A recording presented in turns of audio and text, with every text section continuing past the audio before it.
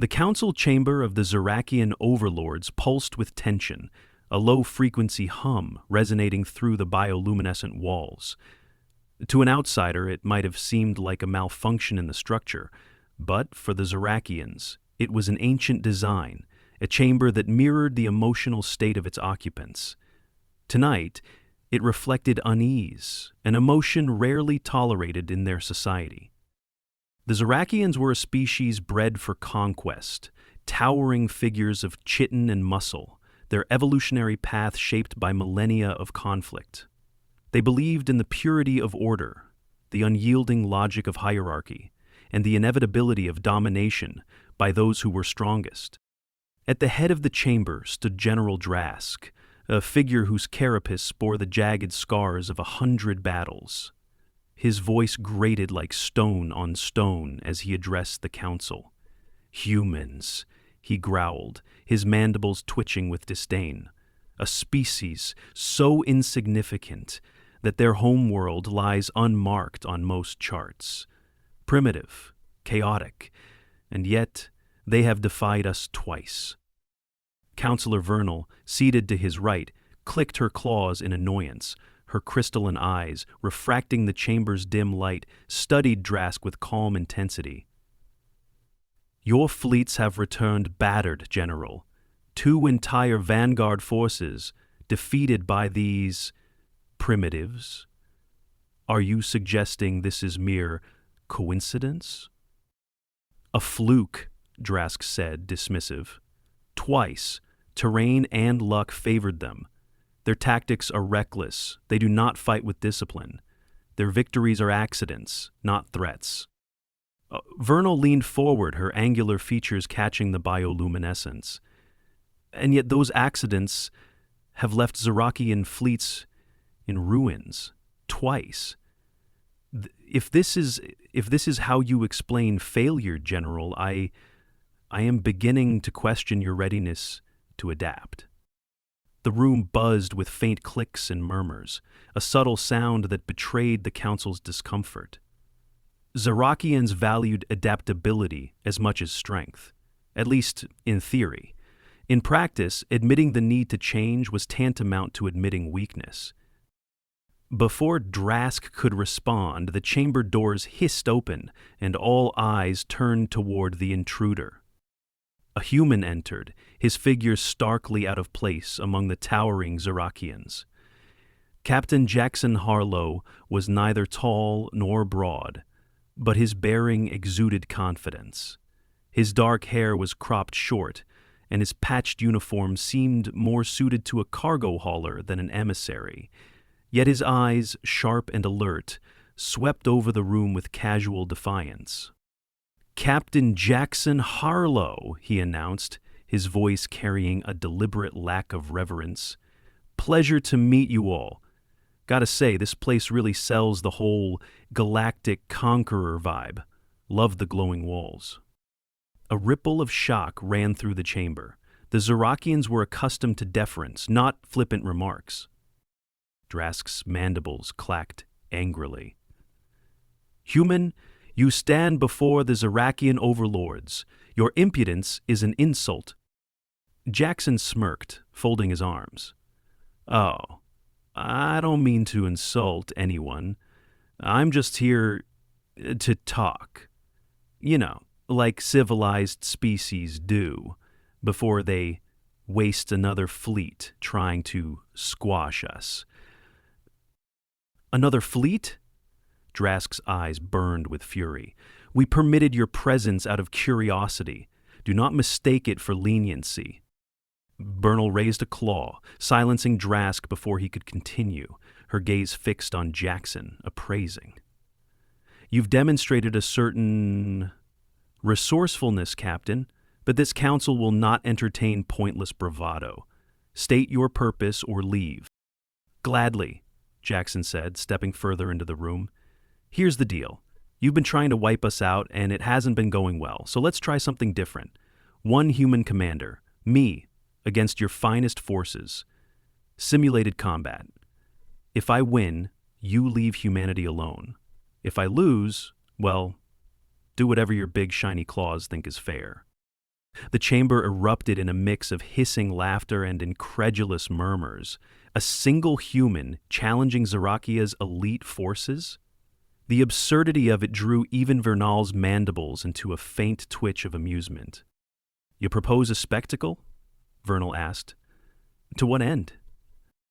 "To prove a point," Jaxon said. "You've been fighting the same way for centuries, and it's not working against us. I want to show you why.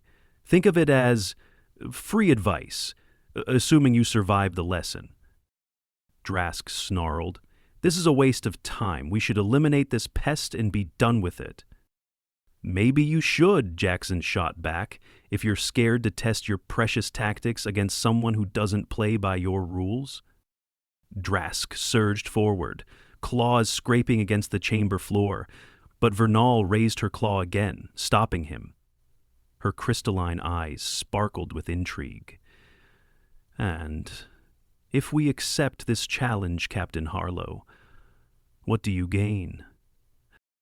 "Your attention," Jaxon replied, "and a chance to prove that we're more than just pests." Vernal considered this for a long moment. Then she turned to the council. "I believe we should indulge the human's request. Let him demonstrate the folly of opposing us." Drask's mandibles clicked furiously. "You can't be serious." "I am," Rodolfo said. "And when he fails, humanity will understand the futility of resistance." "Perfect," Jaxon said, clapping his hands. "Let's get started. Hope you've got good seats." The chamber descended into silence as the council weighed the decision. Finally, Vernal turned to Jaxon. "Very well, Captain. The challenge is accepted. You will face a contingent of our finest warriors in simulated combat. But be warned, Zirakians do not tolerate humiliation lightly." Jaxon grinned. "Neither do humans." The simulation arena was a marvel of Zirakian engineering, a dome stretching kilometers in diameter and filled with shifting terrains, dense forests, jagged cliffs, and ancient ruins. It pulsed with holographic energy, creating an environment so realistic it was indistinguishable from the real thing. Jaxon stood in the observation bay, studying the terrain.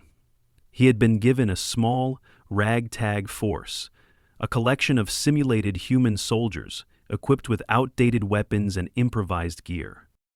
Across the battlefield, the Zirakians deployed a sleek, disciplined force of elite warriors. Their battle armor shimmered with energy fields, and their formations moved with precision that exuded confidence. Drask stood on the opposing observation deck, his claws gripping the railing. "This will be over in minutes," he declared. Jaxon leaned casually against his console, a lopsided grin on his face. "Better not blink then. Hate for you to miss the good parts." The signal to begin was given, and the Zirakian forces advanced with machine-like precision. Their energy fields formed an impenetrable wall as they marched through the simulated forest, sweeping for the human forces. Jaxon's troops, by contrast, scattered into the trees with no discernible pattern. To the untrained eye, it looked like chaos. "What are they doing?" Drask muttered, his mandibles twitching in frustration. "Improvising," Jaxon said over the open comm channel. "You know, thinking on their feet. You should try it sometime." The first ambush came quickly. A Zirakian squad triggered a series of crude traps, logs rigged to swing from the trees, forcing them to break formation. Before they could recover, Jaxon's troops opened fire from multiple directions, targeting exposed gaps in their energy fields. "Disgraceful!" Drask bellowed as his squad fell. "It's called asymmetric warfare," Jaxon quipped. "You bring a tank to a knife fight, but what if the knives are in places you didn't think to look?" The battle devolved into chaos. Zirakian forces, designed for direct engagement, struggled to adapt to the hit-and-run tactics employed by Jaxon's troops. Booby traps, decoys, and surprise attacks whittled away their numbers, leaving them increasingly disoriented. Jaxon, meanwhile, orchestrated the chaos with ease. Squad, Bravo, bait them toward the ridge. Delta, plant the fireworks. Let's make it festive. By the time the last Zirakian soldier fell, the battlefield was a wreck of smoldering craters and shattered energy fields. Jaxon's forces, though battered, still stood victorious. In the observation bay, Drask stared at the scene in stunned silence. Vernal, watching from her own station, let out a low, thoughtful hum. The council chamber was eerily quiet when Jaxon returned. His uniform, though holographic during the simulation, bore simulated wear and tear, adding a sense of authenticity to his triumph. He grinned as he strode to the center of the chamber, his confidence unshaken by the sea of hostile eyes fixed on him. "Well, that was fun," he said, his tone flippant. "I'd say it's nice to see you all again, but I think a few of you were rooting for the other team." General Drask, barely containing his fury, slammed a claw onto the council table. "A mockery. That is all this was. A farce. To amuse a fool." Jaxon tilted his head. "You call it a farce, I call it a win. Guess it depends on your perspective." Counselor Vernal's crystalline eyes narrowed. "Your tactics were unorthodox, to say the least. Improvisation, decentralization, and deliberate chaos are an affront to the order we hold sacred." "Funny thing about chaos," Jaxon replied, meeting her gaze, "it's great at finding cracks in the strongest armor. And your forces? They've got plenty of cracks." Murmurs rippled through the chamber. Vernal silenced them with a sharp click of her claws. "You've proven that your methods can disrupt our forces, Captain. But that does not make you a threat to the Empire as a whole." Jaxon took a step closer to her, his voice dropping just enough to carry an edge. "Doesn't it? You've tried twice to wipe out our colonies, and here we are, still standing. You've seen what a handful of humans can do with a few old weapons and some rope. Imagine what we could do with time." Vernal studied him in silence for a moment, then turned to the rest of the council. "Captain Harlow has demonstrated an unexpected resilience, but this council does not make decisions based on a single engagement. The question remains, what do we do with humanity?" Drask snarled. "Exterminate them, as we should have done from the start. Their insolence cannot be allowed to fester." "And yet," Vernal countered, "our attempts to do so have failed. Repeatedly." Jaxon decided to press his advantage. "Look, you've got two options. Keep throwing fleets at us, waste your resources, and risk losing even more credibility with your rivals. Or cut your losses and make a deal. You leave us alone, and we'll return the favor. Simple as that." Another wave of murmurs spread through the council. Some Zirakians appeared to consider his words, while others, like Drask, seethed with contempt. Vernal's mandibles twitched. "Your terms are bold, Captain, but they lack incentive. What do you offer in return for our restraint?" Jaxon smiled. "Glad you asked. I'm not just here to protect humanity. I'm here to help you. I know, it sounds crazy, but hear me out. You've seen how we think, how we fight. You've got enemies out there who are going to learn from what just happened. Let me teach you how to beat them." Drask erupted. "You dare offer to teach us?" "Well, not," Jaxon shot back. "You've got strength and discipline, sure, but you're predictable. You march in straight lines, and you think overwhelming force solves everything. If you want to stay on top, you're going to need more than that." Viral raised a claw, silencing both men. "Your proposal is unconventional." "Unconventional is what I do," Jaxon said. "It's why you couldn't beat us, and it's why your enemies are going to start copying us. You can either adapt now, or you can fall later. Your choice." The chamber fell into a tense silence as the council deliberated. Vernal's crystalline eyes swept across her peers, gauging their reactions. Finally, she turned back to Jaxon. "We will consider your proposal. For now, you will remain under guard until a decision is made." Jaxon gave a mock bow. "Take your time. I'll be right here." The next 2 days passed in a blur of uncertainty. Jaxon remained confined to his quarters, under constant surveillance. He passed the time by reviewing everything he knew about Zirakian politics. They were creatures of order, yes, but they also valued results. If he could frame his proposal as a way to preserve their dominance, he might just survive. When Vernal finally summoned him, her expression gave nothing away. "The council has reached a decision," she said as he entered the chamber. Jackson's grin returned. "Good news, I hope." "We have agreed," Vernal continued, ignoring his comment, "to a trial arrangement. Humanity will be granted conditional autonomy. In exchange, you will provide your expertise to our military campaigns. Fail to deliver results, and the arrangement ends." "With explosions, I assume," Jaxon said dryly. Vernal's mandibles twitched. "Do not mistake this for friendship, Captain Harlow. You are an asset, nothing more." "Fair enough," Jaxon replied. "Just remember, assets work both ways." Drask glared at him, his claws flexing. "This is a mistake. You'll see. Humans cannot be trusted." Jaxon met his gaze. "You're right. We can't be trusted to roll over and die, so let's make sure it doesn't come to that." The chamber buzzed with tension, but Vernal raised her claw, signaling an end to the meeting. As Jaxon left the room, he couldn't help but feel a twinge of satisfaction. He had bought humanity time, and for now, that was enough. Jackson's position among the Zirakians shifted subtly over the following months.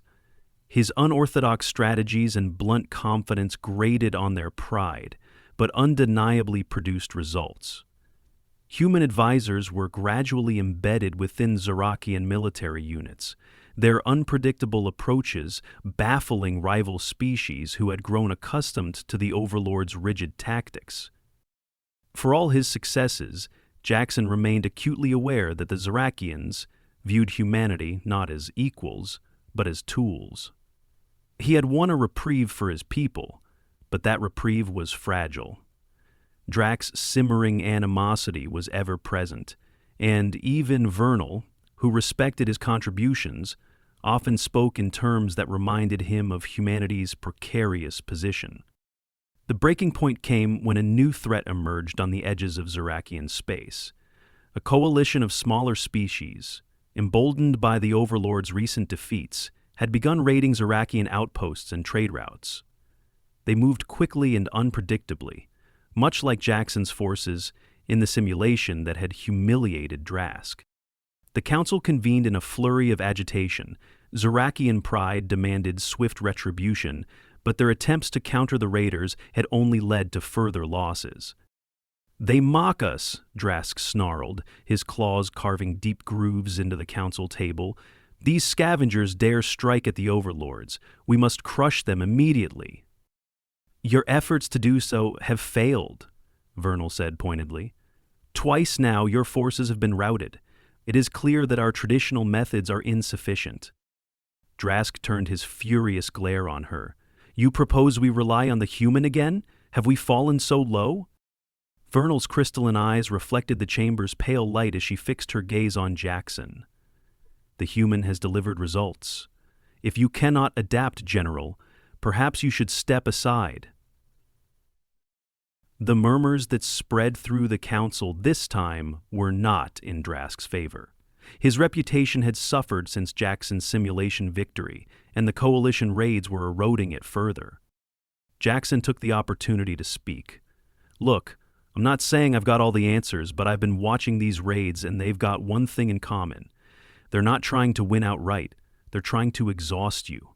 Hit-and-run tactics, psychological pressure, undermining morale. They're playing the long game, and if you keep charging at them head-on, they'll bleed you dry." And what would you suggest? Vernal asked. Jaxon leaned forward, resting his hands on the council table. We play the long game too. Let them think they're winning. Let them overextend. Then, when they're deep in your territory and vulnerable, we hit them with everything we've got. Drask scoffed. You would have us retreat? Show weakness? No retreat, Jaxon corrected. Bait. There's a difference. You let them chase shadows while you prepare the trap. Fanal tilted her head, considering. And you believe this will work? Jaxon smirked. It's worked before. The plan unfolded in stages. Zirakian forces pulled back from several key outposts, leaving behind just enough defenses to suggest disorganization. At the same time, Jaxon coordinated the deployment of decoy fleets and false supply depots to lure the raiders deeper into Zirakian space. From his command station aboard a Zirakian dreadnought, Jaxon watched the coalition's movements with growing satisfaction. The raiders were taking the bait, their confidence swelling as they encountered minimal resistance. Unit Delta, shift to Grid 6, Jaxon instructed. Let them spot you, but don't engage. We want them to think they've caught us off guard. Across the bridge, Zirakian officers bristled at the idea of feigned incompetence. One lieutenant turned to Jaxon, his voice tense. You're asking us to act like cowards. Jaxon didn't even look up from the display. I'm asking you to win. You'd rather lose with honor? The officer said nothing, but his mandibles twitched in frustration. When the coalition's fleet finally reached the supposed supply depot, they encountered no defenses, at first. As they descended to plunder the depot, hidden Zirakian ships emerged from cloaking fields, cutting off their escape routes. At the same time, ground forces emerged from concealed positions, surrounding the raiders and decimating their ranks. The battle was over in hours, the coalition forces scattered and broken. The council chamber was filled with triumph as the overlords reviewed the results. Even Drask, though visibly bitter, could not deny the success of Jaxon's strategy. Vernal addressed the chamber, her voice firm. This victory was made possible by the human's guidance. It is clear that his methods offer a significant advantage in the face of unconventional threats. Jaxon leaned back in his chair, his grin widening. Glad I could help. Now, I think this proves something important. Humans aren't just lucky. We're good at this. And you'd do well to keep us around. Drask's mandibles clicked in frustration. You grow too bold, human. Your kind is still insignificant in the grand scheme. Maybe, Jaxon said, standing to meet Drask's gaze. But insignificance has its perks. Nobody sees you coming. The chamber buzzed with tension as the two locked eyes. It was Vernal who broke the silence. Captain Harlow has proven his worth, but there is still much to discuss. Humanity's role in this empire is far from settled. For now, let us focus on consolidating our victory. As the council adjourned, Vernal approached Jaxon privately. You've bought humanity more time, she said, but time is a fleeting thing in this galaxy. Jaxon nodded. I know. That's why I'm making sure we're not just surviving, we're thriving. Vernal studied him for a moment before responding. Do not underestimate the forces at play, Captain. Your ingenuity has earned you respect, but it has also made you a threat. Be careful not to overstep. Jaxon gave her a wry smile. Overstepping is kind of what we do best. She clicked her mandibles thoughtfully and departed, leaving Jaxon to reflect on her words. The battle had been won, but the war for humanity's future was far from over. The Zirakians' reliance on Jaxon's strategies deepened as the months passed. Each victory cemented humanity's value, but also highlighted the growing tension between the Overlords' rigid traditions and the unpredictable methods they were now forced to embrace. Jaxon knew he was walking a precarious line. While he was essential to their success, his presence was a constant reminder of their failure to conquer humanity outright, a wound to their pride that refused to heal. That wound festered most in General Drask. His disdain for Jaxon had grown into open hostility, his frustration simmering even during council meetings. The final straw came when a new challenge arose. The Ralvac Consortium, a powerful trade alliance, began funding mercenary fleets to undermine Zirakian dominance in contested systems. The Ralvacs were not a typical enemy. They fought wars with credits and proxies, their fleets supplemented by cutting-edge technologies purchased from half the galaxy. Unlike the Coalition raiders, they were methodical, calculating, and utterly ruthless. The Zirakian Council was divided on how to respond. Drask called for an immediate assault on the Ralvac capital, while others argued for caution. Vernal, as usual, turned to Jaxon for his assessment. "They're not going to fight you directly," Jaxon said, studying the latest reports. "That's not their style. They'll use mercenaries to chip away at your resources, and when you're weak, they'll buy out your allies and turn them against you."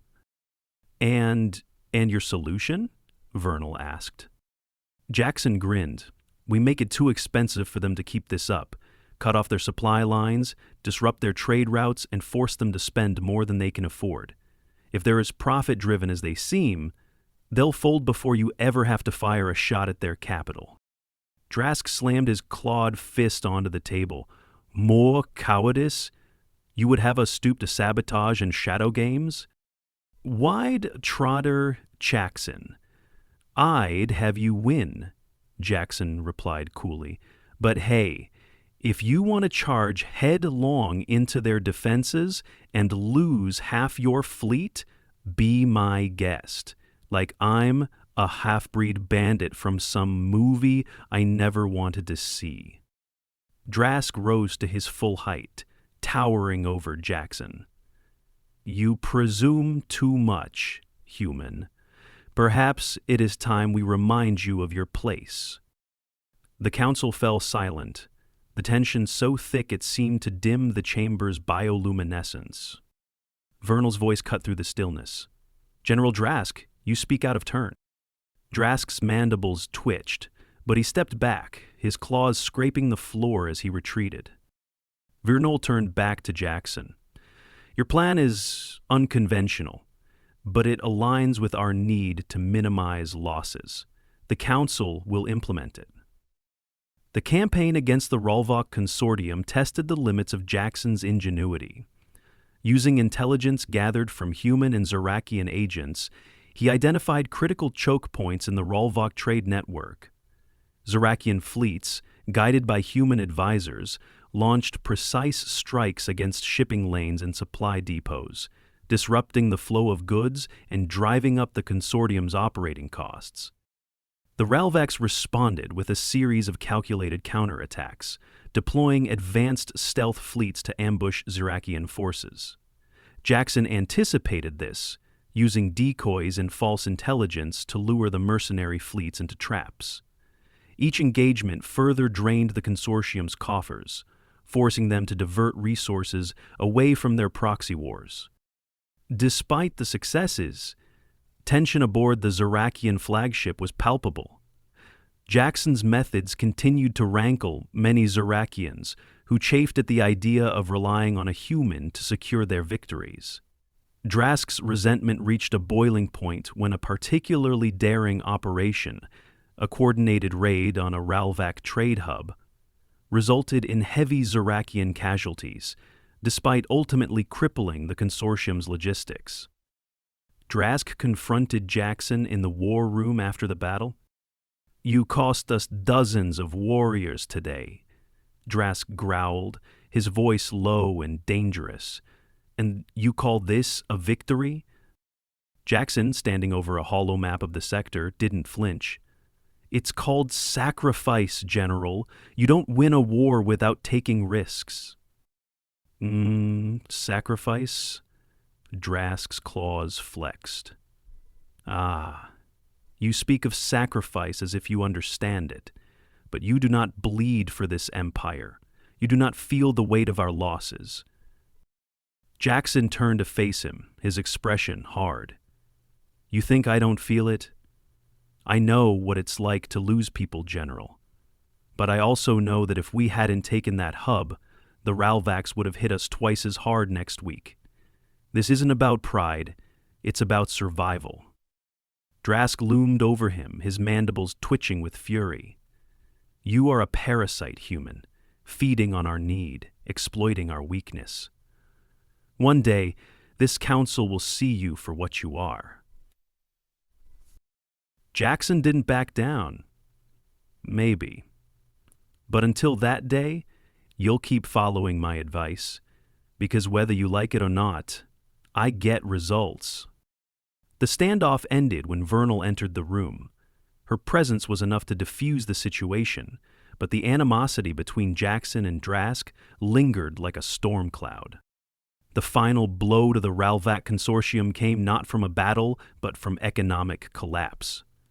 With their trade network in ruins and their mercenary fleets stretched thin, the consortium's leadership was forced to negotiate a ceasefire. The Zirakians, bolstered by their human allies, emerged victorious without ever launching a full-scale assault. The council convened to celebrate the triumph, but the mood was far from jubilant. Your strategy has brought us victory, Vernal said, addressing Jaxon before the assembly.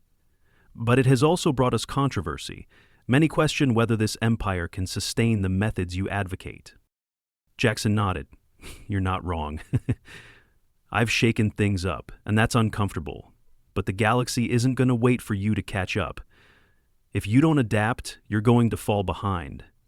Fast. Drask stood, his voice ringing through the chamber. This human has taken us down a path of dishonor. We may have won the battle, but at what cost? Our traditions? Our identity? And your pride? Jaxon interjected. Because that's what this is really about, isn't it? You can't stand that a human, someone you see as inferior, keeps beating you at your own game. The chamber buzzed with murmurs, some in agreement, others in discontent. Vernal raised her claw for silence. Enough. The council will deliberate on the future of this alliance. Captain Harlow, you have earned our respect, but respect is not the same as trust. Your place here is not guaranteed.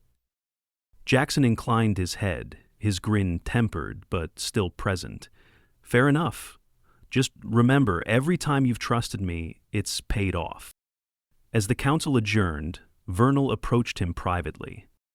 You've accomplished much, Captain, she said, her voice low, but the path you tread is dangerous. Be cautious, or you may find yourself undone by those who envy your success. Jaxon met her gaze. Caution's not really my style, but thanks for the advice. Vernal's mandibles twitched in what might have been amusement. Humans are nothing if not persistent. Let us hope that persistence continues to serve you. As she departed, Jaxon allowed himself a moment of quiet reflection. The war with the Ralvacs had proven humanity's value yet again, but it had also deepened the rift between him and the Zirakis, who resented his influence. Victory was never just about winning battles. It was about surviving the aftermath, and Jaxon knew that his greatest challenge was still ahead.